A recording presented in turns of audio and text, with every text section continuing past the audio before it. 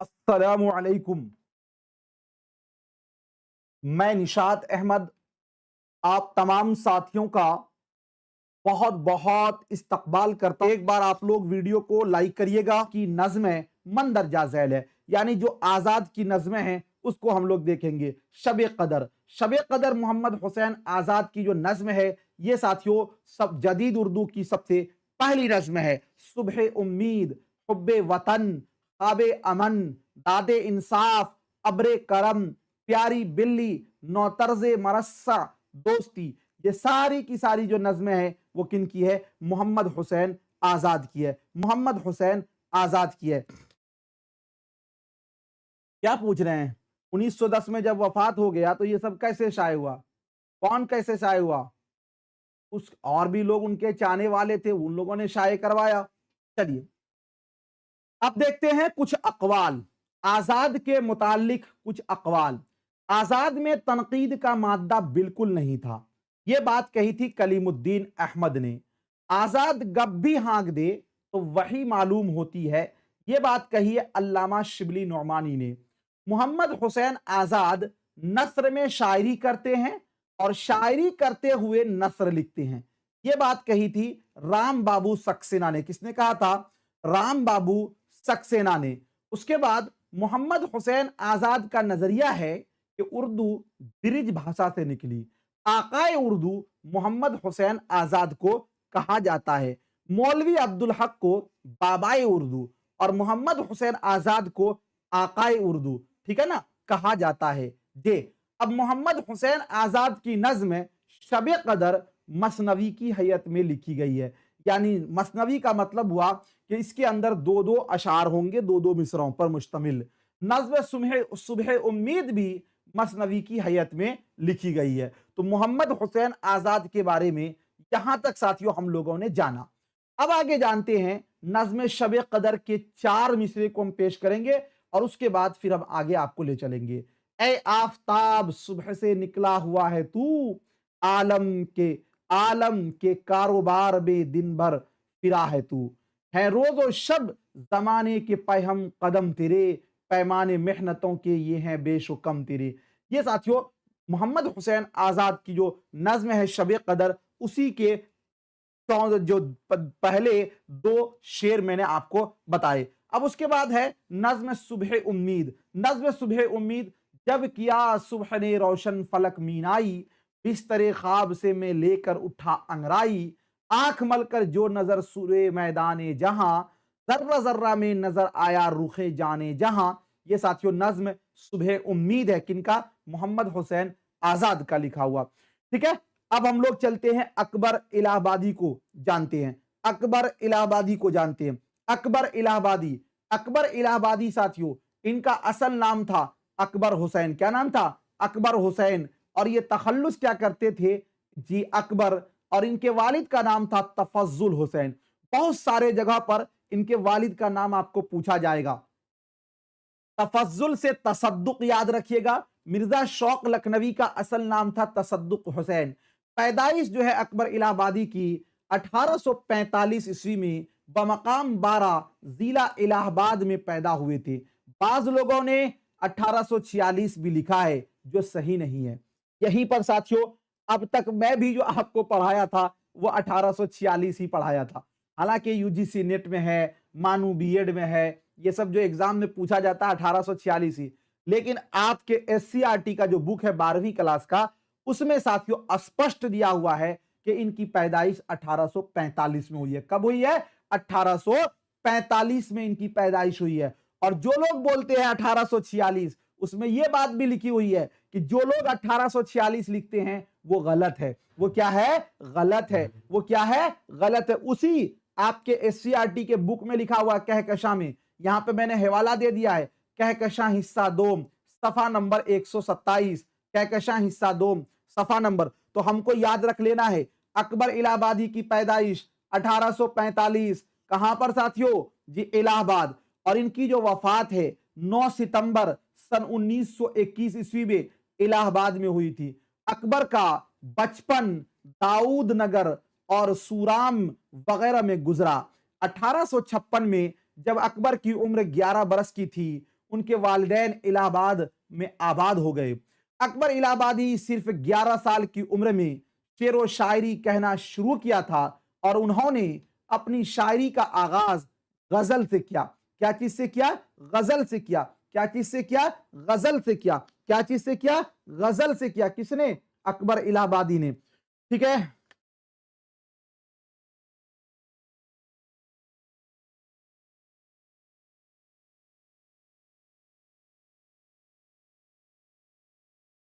अकबर इलाहाबादी के शायरी के उस्ताद थे उस्ताद गुलाम हुसैन वहीद इलाहाबादी। जैसे हम लोगों ने अभी पढ़ा, मोहम्मद हुसैन आजाद के उस्ताद का नाम क्या था? तो जौक, यानी इब्राहिम जौक। तो इसी तरह अकबर इलाहाबादी के उस्ताद जो थे शायरी के, उस्ताद गुलाम हुसैन वहीद इलाहाबादी। अकबर ने इब्तिदा में कई आरजी अलामतें जी मुलाजिमतें की थी। जे ये मचलन क्यों हो गया? मसलन। मसलन अर्जी नवेसी। अर्जी नवेसी का मतलब जानते हैं? दरखास्त पेश करना, नायब तहसीलदारी, जी मसल खानी, और बाद में उन्होंने वकालत का इम्तिहान पास किया और वकील हुए और वो मुसन्निफ और जज्बी रहे। इलाहाबाद में अदालत के मुंसफी से दिसंबर 1903 ईस्वी में वो क्या हो गए? रिटायर कर गए, यानी सुबुकदोश हो गए।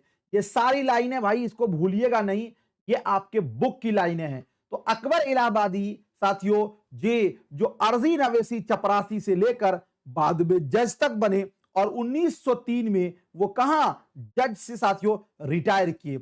और 1898 में अकबर को अदालती खिदमात के एवज खान बहादुर का खिताब मिला था।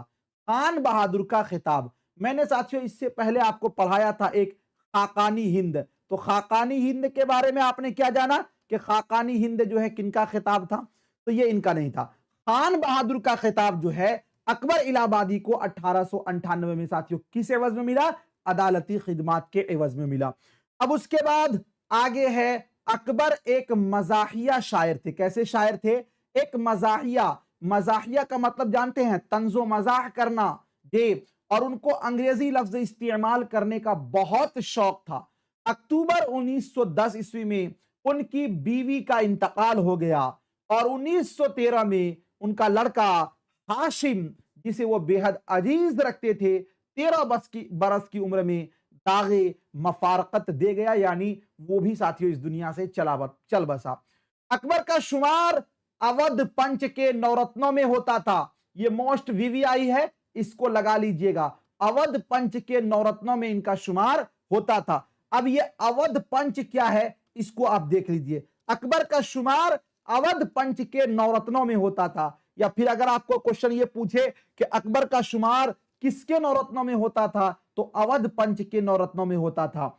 अकबर इलाहाबादी सर सैयद तहरीक यानी अलीगढ़ तहरीक की मुखालिफिन में से थे, लेकिन उन्होंने सर सैयद की मौत पर कहा था, हमारी बातें ही बातें हैं और सर सैयद काम करता है। मतलब जो बातें मैंने कही है मैं सिर्फ बातों तक है, लेकिन सर सैयद बहुत ज्यादा काम करने वाले आदमी है, ये बात उन्होंने कही थी। अब आगे चलते हैं साथियों कि अकबर ने अपनी शायरी में जराफत के लिए, कि अकबर ने अपनी शायरी में जराफत के लिए बद्दू, जुम्मन, शेख, ऊंट, टट्टू, गाय, रेलगाड़ी जैसे अल्फाज का क्या किया है? इस्तेमाल किया। अल्फाज का क्या किया है? इस्तेमाल किया। अब आगे जानते हैं कि रिसाला अवध पंच क्या है। रिसाला अवध पंच लंदन पंच की तर्ज पर उर्दू का एक मजाहिया हफ्त रोजा अखबार था, यानी हफ्ता में एक बार निकलता था। कौन? रिसाला अवध पंच, जिसे मुंशी सज्जाद हुसैन ने 16 जनवरी 1877 ईस्वी में क्या किया था साथियों? जारी किया था। 16 जनवरी 1877 ईस्वी में लखनऊ से इसको जारी किया था। किसको? तो रिसाला अवध पंच को जारी किया था। यह अखबार सियासत को जराफत का जामा पहनाकर पेश करता था। मिर्जा मोहम्मद मुर्तजा उर्फ मच्छू बेग आशिक, जिनका कलमी नाम सितम जरीफ था, 33 बरस तक इसमें मजाहिया मजामीन लिखते रहे। किसमें साथियों? अवध पंच में। नवाब सैयद मोहम्मद आजाद, अकबर इलाहाबादी, पंडित तर भवन नाथ, मुंशी जी जवाला प्रसाद बर्क और मुंशी अहमद अली शौक, मुंशी अहमद अली कसमंडवी जैसे अहले कलम इदारात से तहरीर से मुंसलिक रहे। मतलब ये लोग भी इसमें काम करते रहे। ये अखबार हिंदू मुस्लिम इत्तेहाद और इंडियन नेशनल कांग्रेस का मुअय्यिद है और मगरबी तहजीब का मुखालिफ और मशरकी जी इक़्तिदार का अलम बरदार था। मज़ाहिया कार्टून और नज़्में कसरत से इसमें शाये होती थी। अवध पंच 36 बरस की मुसलसल अशाअत के बाद मुंशी सज्जाद हुसैन की जिंदगी में ही 19 दिसंबर सन 1912 ईस्वी को क्या हो गया था? बंद हो गया था। 19 दिसंबर सन 1912 ईस्वी को क्या हो गया था? बंद हो गया था। भाई साहब, हमने ये जाना कि अवध पंच को किसने निकाला? तो मुंशी सज्जाद हुसैन ने। कहां से निकलता था? लखनऊ से निकलता था। कब निकाला इसको? तो 1877 में अवध पंच को निकाला। और दूसरी बात हमने ये जाना कि अवध पंच 33 वर्ष के बाद ये क्या हो गया? बंद हो गया। कब बंद हुआ? तो 1912 में। कब बंद हुआ? 1912 में। ठीक है ना? तो अकबर इलाहाबादी जो थे, अवध पंच के नवरत्नों में इनका शुमार होता था। अवध पंच के नवरत्नों में इनका शुमार होता था। अकबर की मशहूर नज़्में मंदरजा झैल हैं। कौन कौन सी नज़्में हैं? देखिए, बरक़े कलीसा, ये जलवा दरबारे देहली, तालीम निस्वां, फर्जी लतीफ़ा, मदरसा अलीगढ़, गांधी नामा, मुस्तकबिल, दुआए कल्लू, एक खत है इशरत हुसैन के नाम, अकबर के खुतूत मंदरजा झैल है। ये मैंने आपको बताया सारी इनकी नज़्में। अब इनके खुतूत को जानेंगे। मकतूबात अकबर, अकबर के खुतूत का पहला मजमुआ है। खुतूत मशाहिर, इसमें अकबर और मोहम्मद अली जौहर, अकबर मोहम्मद अली जौहर और शिबली नौमानी के खुतूत किसमें शामिल हैं? तो खुतूत मशाहिर में। और अकवाल साथियों, यानी अकबर इलाहाबादी से मुताल्लिक जो कौल है उसको हम लोग देखेंगे। हाली माजी के, अकबर हाल के और इकबाल मुस्तकबिल के शायर करार दिए जा सकते हैं। ये कौल है रशीद अहमद सिद्दीकी का। किसका? रशीद अहमद सिद्दीकी का। अकबर रिवायती होते हुए भी बागी और बागी होते हुए भी इस्लाही हैं। ये भी कौल किनका है? रशीद अहमद सिद्दीकी का है। और उसके बाद आगे है, अकबर की नज़्म कौम की मीरास पर भी थी और कौम की तकदीर पर भी। ये भी कौल क्या है? किसका है साथियों? रशीद अहमद सिद्दीकी का। देखिए, अकबर इलाहाबादी जो है ना, आपका जो बिहार का टेक्स्ट बुक है, बिहार का जो टेक्स्ट बुक है, यानी कि जो बिहार का जो बुक है 12वीं क्लास का, उसमें भी साथियों अकबर इलाहाबादी का दिया हुआ है। तो अकबर इलाहाबादी की एक नज्म है बरक़े कलीसा। बरक़े कलीसा में अकबर इलाहाबादी ने, बर्क के माने होते हैं बिजली और कलीसा का मतलब होता है गिरजाघर, यानी गिरजाघर की बिजली। मतलब यह हुआ कि एक ईसाई लड़की का जिक्र किया। इसमें इन्होंने जिक्र किया कि एक लड़का जो है ना, वो गिरजाघर में इत्तफाक से एक दिन जाता है और वो एक ऐसी खूबसूरत लड़की को देखता है कि जिसको देखते बनते रहता है और उसकी वो खूबसूरती पर बिल्कुल साथियों आशिक दीवाना हो जाता है।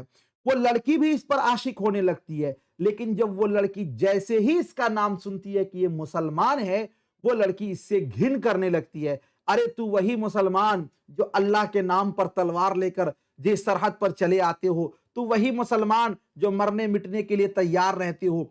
ये बात कहने लगती है, तुम लोग बहुत कट्टरपंथ, ये सब बात कहने लगती है। ये लड़का कहता, अरे अरे वो दूसरा मुसलमान था जिसका नाम तुमने सुना, मैं वो मुसलमान नहीं हूं, मैं वो मुसलमान नहीं हूं, मैं वो मुसलमान नहीं हूं, मैं आप ही के जैसा करता हूं। साथियों, इसी चीज को अकबर इलाहाबादी ने बड़े ही अच्छे अंदाज में नज्म बरक़े कलीसा में कहा है। तो कहने का मतलब है, अकबर इलाहाबादी ने तो बहुत पहले ये शेर कह के गए हैं, लेकिन आज लगता है कि 100% आज हम लोग इसी पर उतरेंगे। आज हम लोग भी कहेंगे कि हम भी वो मुसलमान नहीं है। उन्होंने तो बहुत पहले कहा था। तो चलिए देखते हैं अकबर इलाहाबादी का जो साथियों नज्म है बरक़े कलीसा। मैं तो पूरे नज्म को यहां पर बयान नहीं कर सकता, काफी लंबा है, आप पढ़ लीजिएगा। चलिए देखिए यहां पर, रात उस मिस से कलीसा में हुआ मैं दो चार। कलीसा मतलब गिरजाघर और मिस मतलब वो लड़की, गिरजाघर की लड़की। रात उस मिस से कलीसा में हुआ मैं दो चार, हाय वो हुस्न वो शौकी, वो नजाकत, वो उभार। उभार का मतलब जानते हैं, जिस्म का जो हिस्सा होता है उभार।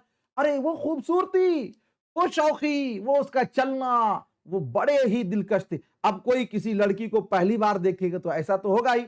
जुल्फ पेचा में वो सज धज के बुलाए भी मुरीद, मतलब उसके जुल्फ ऐसे थे, ऐसे वो सजी हुए थे कि जो भी उसको देखे तो वो उसको बुलाए, वो उसके मुरीद हो जाए। कद्र जे कद्र रेना में वो चमखम की कयामत भी शहीद, मतलब वो ऐसा है जो भी देखे वो उसके पागलपन हो जाए। आंखें आंखें वो फितना दौरे आंखें वह फितना दौरा के गुनहगार करें, यानी उसकी आंखें ऐसी थी कि जिसको देखने के बाद लोग आंख को नीची नहीं करते। इस्लाम ने कहा गया कि अगर किसी को हम एक बार देखेंगे तो साथियों वो हम ये बेगैर मन के देखते हैं वो जायज है, लेकिन अगर दूसरी बार देखते हैं तो वो नाजायज है। तो वो कह रहा है कि आंखें वो फितना दौरा के गुनहगार करें, मतलब उनकी आंखें ऐसी थी कि देखने के बाद देखने का ही मन करता था, यानी इंसान गुनह करने पर आमादा हो जाता था।